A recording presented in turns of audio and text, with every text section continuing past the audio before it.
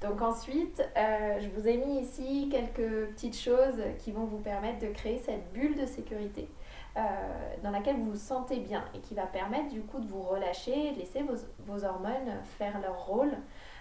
Et c'est des choses qui sont très faciles à faire, à mettre en place quand on est à la maison, parfois un peu plus difficiles quand on est à la maternité.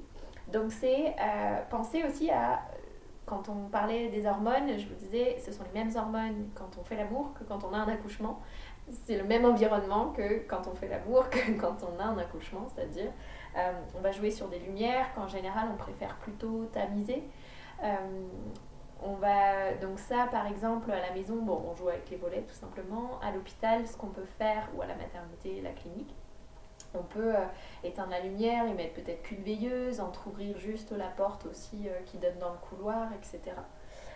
C'est sûr que la lumière blanche, quand je suis en train d'accoucher, les jambes écartées, avec le cialytique entre mes jambes et la sage-femme, l'auxiliaire devant, voilà quoi, niveau intimité, ça peut être un peu plus stressant que quand on est un peu dans la pénombre et qu'on crée vraiment cette ambiance-là un peu plus intime.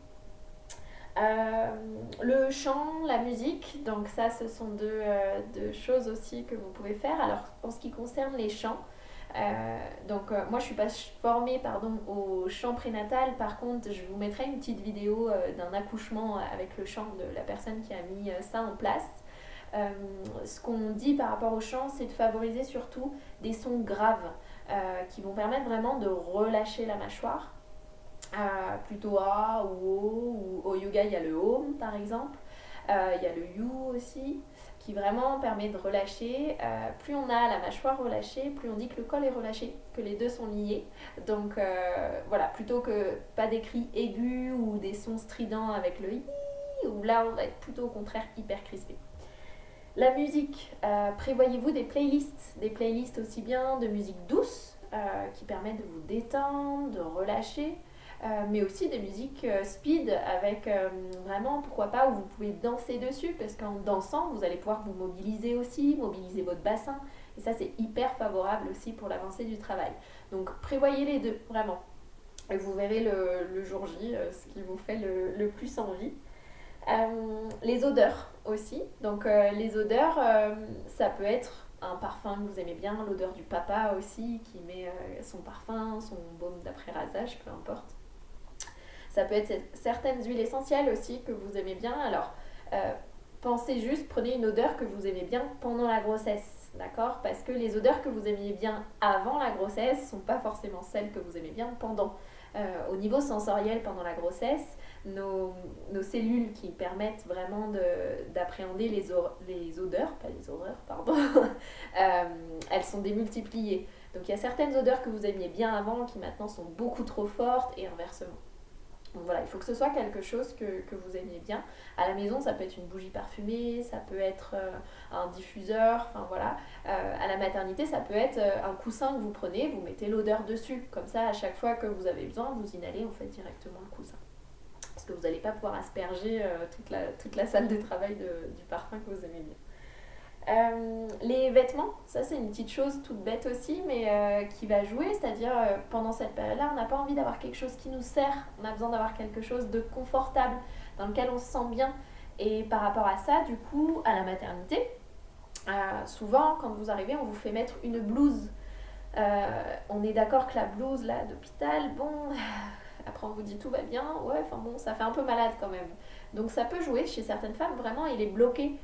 Libre à vous de dire, mais je veux pas en fait mettre cette blouse tant que votre accouchement se passe bien, qu'on est dans de la physiologie, j'entends bien, hein, on n'est pas, dès qu'il y a de la péridurale, dès qu'il y a d'autres choses, on n'est plus dans de la physiologie, mais tant que tout se déroule correctement, on s'en fout quoi, que vous ayez une blouse ou que vous ayez votre pyjama que vous aimez bien, votre robe de chambre. Alors un conseil, enlevez le soutien-gorge, histoire qu'on ne soit pas gêné si... faut pas que je vous dise ça, mais si jamais en urgence, au cas où on doit faire des gestes en urgence, mais vous avez le droit de dire à la sage-femme sur place en disant mais écoutez je veux pas la mettre en fait votre blouse donc il n'y a pas de souci, je garde ma tenue, si jamais il y a quoi que ce soit vous pouvez la déchirer, la découper, je m'en fous, mais je garde ma blouse. Okay. Et si ça vous permet de vous sentir comme chez vous, ben faites-le vraiment. Les placebos, alors on n'y croit pas, mais ça peut marcher s'il y a, peu importe ce que c'est, si vous pincez le doigt, vous dit que ça vous fait dire que vous avez moins mal, faites-le. Si c'est sentir quelque chose, si c'est toucher quelque chose, si c'est une croyance, si c'est... Peu importe, utilisez tout ce que vous voulez. Si ça marche, prenez-le, on s'en fout. Que ce soit prouvé ou pas scientifiquement, faites-le. Ensuite, on est passé, alors, boire et manger, donc les deux, je vais en parler les deux en même temps. Boire pendant le travail, il n'y a aucun souci, l'hôpital ne vous dira rien. Alors on vous dit plutôt d'éviter tout ce qui est gazeux et les liquides épais avec de la pulpe. Mais les thés, les tisanes, les jus de fruits aussi sans pulpe, ça, il n'y a aucun souci. Pour ce qui est de manger, souvent à la maternité, on va vous dire de ne pas manger pendant le travail. Encore une fois, c'est au cas où vous voulez une péridurale, au cas où il faut faire une anesthésie générale, au cas où il y a un problème. Vous voyez, quand je vous disais, on est un peu programmé. Ce qui fait qu'en fait, vous aurez l'estomac plein et quand on fait une anesthésie générale, tout se relâche. Donc le risque, c'est que le bol de l'estomac là, remonte, puis ensuite redescende dans vos bronches. Ça fait quand même beaucoup d'au cas où. Si tout se passe bien, on s'en fout que vous ayez faim, mangez. Quand on regarde pareil les études au Canada sur les accouchements physiologiques dans les maisons de naissance, etc., les patientes, il y a certaines patientes, elles se font un steak frites 1 heure avant d'accoucher, quoi. Parce qu'elles ont besoin du carburant énergétique, elles ont géré toutes leurs contractions peut-être depuis 10-20 heures, et elles ont besoin de manger parce que ça leur demande tellement d'énergie. Le marathon, on le fait pas sans collation, d'accord? Il y a des ravitaillements à peu près tous les 5-10 km. Donc c'est complètement pareil pour l'accouchement. Donc ça, des fois, c'est difficile de... Voilà, on n'a pas toujours non plus envie d'argumenter à la maternité. Donc moi, ce que je vous propose, si jamais, c'est... si on vous dit, oui, bah, à partir de maintenant, il ne faut plus manger, vous dites oui, d'accord. Et puis dès qu'ils ont fermé la porte, vous faites ce que vous voulez. Et prévoyez du coup des petites choses que vous aimez bien. Ça peut être du saucisson, comme ça peut être des petits gâteaux, peu importe. Ensuite, 2 autres techniques qui se rapprochent pas mal, c'est, je ne sais pas si vous voyez bien, la visualisation et l'hypnose. Donc ça, c'est des choses, si on n'a jamais utilisé, c'est pas le jour de l'accouchement clairement que vous allez vous en servir, mais éventuellement ça peut être l'occasion en regardant cette vidéo de vous y intéresser du coup, et puis de voir est-ce que c'est quelque chose qui vous parle ou pas. L'hypnose, ça permet vraiment de se projeter ailleurs, c'est-à-dire que notre corps est ici, mais notre esprit est ailleurs. Donc les contractions seront toujours là, mais on va pouvoir les gérer autrement. La visualisation, ça c'est quelque chose qui va nous permettre, typiquement quand on a une contraction, l'idée c'est de visualiser soit le bébé qui descend, soit le col qui s'ouvre. Donc comme image, on peut utiliser tout simplement un rond en se disant ok, à chaque contraction qui arrive et qui augmente, mon col s'ouvre, puis ça relâche. Et de nouveau, une contraction, mon col s'ouvre et ça relâche. Un rond, ce qui est souvent utilisé aussi, c'est une fleur qui s'ouvre. Alors après, ça dépend des images qui nous parlent à chacune. Il y en a, c'est le basique, le cercle, ça suffit amplement, comme moi. Et puis il y en a qui vont préférer les images un peu plus poétiques. Libre à vous, choisissez celle qui vous parle le mieux. Ensuite, quand je mets corporel et mental, c'est la préparation. Donc ça, la préparation corporelle. Je vous ferai une vidéo exprès pour ça, en vous montrant un petit peu, mais déjà là, je vous encourage, c'est pas parce qu'on est confiné qu'on doit être alité, d'accord ? C'est important de garder des forces, de l'énergie, de garder nos muscles. Le marathon, on n'y va pas du jour au lendemain, ok ? On se prépare à ça, on s'entraîne avant, on s'entraîne 4-5 mois avant. Là, vous avez 9 mois pour vous entraîner, un peu moins maintenant du coup. Mais il est encore temps d'entretenir tout ça. Et les femmes, typiquement les femmes sportives, parce que dans la région, c'est vrai qu'il y en a pas mal, moi je les encourage à continuer leur activité quelle qu'elle soit. Évidemment, ce sera différent, il faut accepter que ce soit différent, que ce soit peut-être moins intense, que ce soit peut-être avec des pauses ou autre, mais si vous vous sentez bien, écoutez-vous et continuez.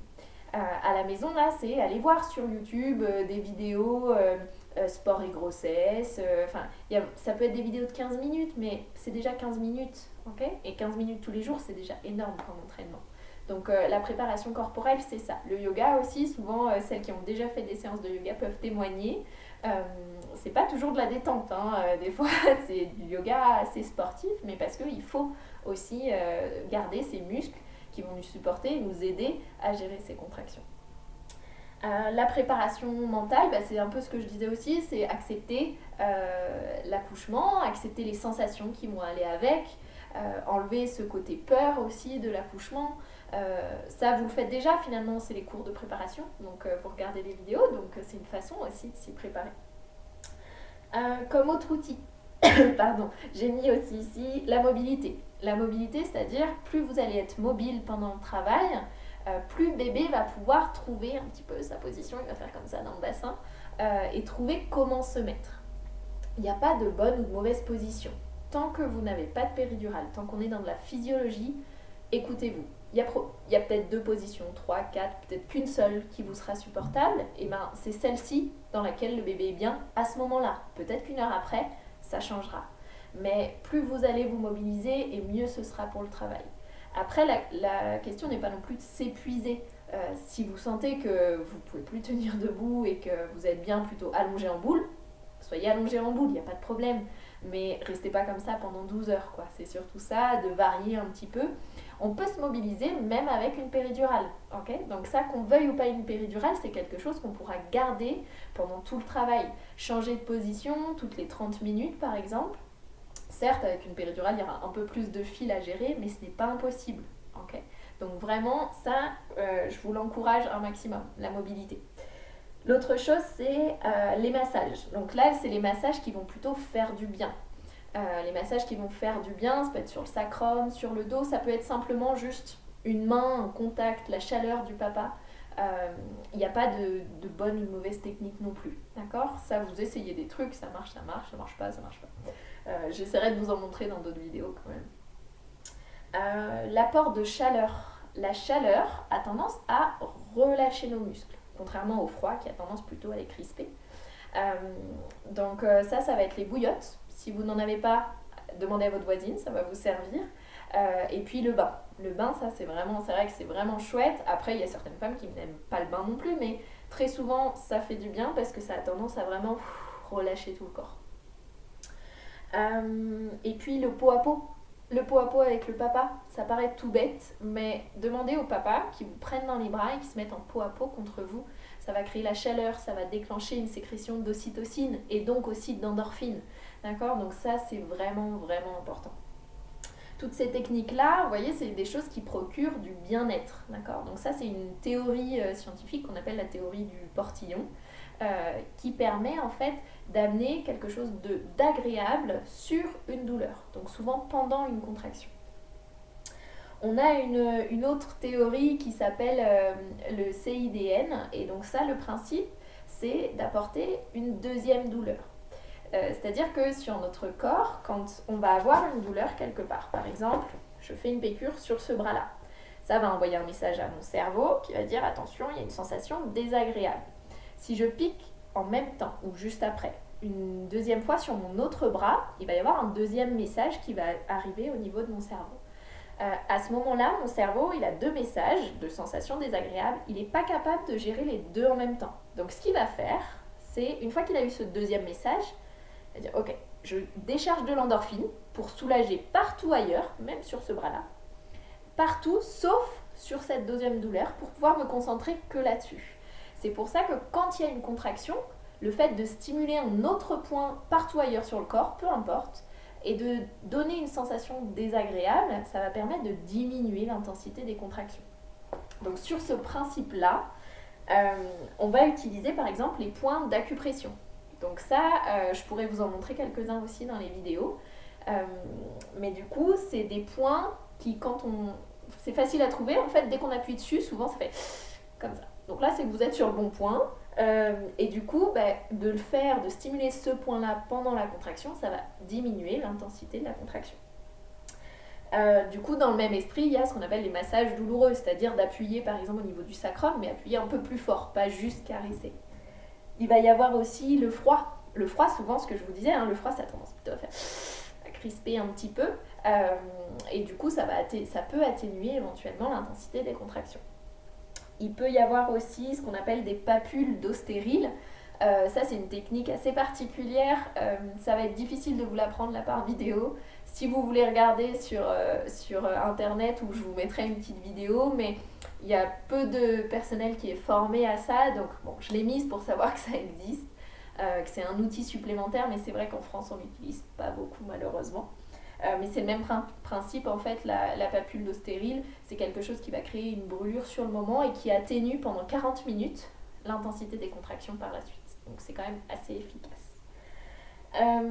Et puis, du coup, en plan Y, j'ai mis ce qu'on appelle le Méopa. Donc, c'est un gaz hilarant. Donc, on vous donne un masque, comme les masques à oxygène, dans lequel respirer pendant la contraction.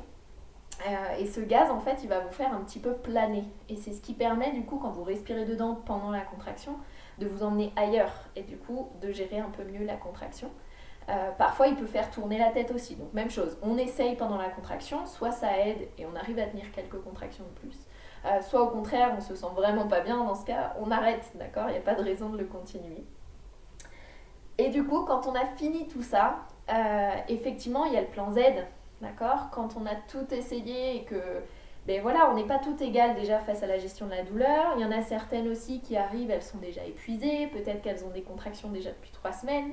Peut-être qu'elles ont des insomnies depuis 3 semaines aussi. Donc, il y a beaucoup de raisons qui feraient qu'on peut avoir la péridurale et c'est pas un problème. C'est vraiment pas un problème. D'accord? Du moment qu'on a tout essayé avant et qu'on a tout mis en place et qu'on décide de prendre la péridurale et que c'est pas mon mari ou que c'est pas la sage-femme qui le décide. D'accord? C'est votre décision. Tant que c'est la vôtre, c'est sûrement que c'est la bonne. Ok? Enfin, c'est la bonne d'ailleurs, c'est sûr. Voilà un petit peu toute cette boîte à outils. Je vous ferai une petite photo de tout ça à garder avec vous. Et puis en espérant que ça vous serve. Vous ne servirez pas tout clairement, mais au moins voilà, vous savez qu'il y a ça, il y a ça, il y a ça, et on peut essayer. Il y a un truc qui marchera au début, puis un autre qui marchera plutôt à la fin, ou peu importe. Voilà, mais vous savez qu'il y a tout ça à votre disposition. Voilà.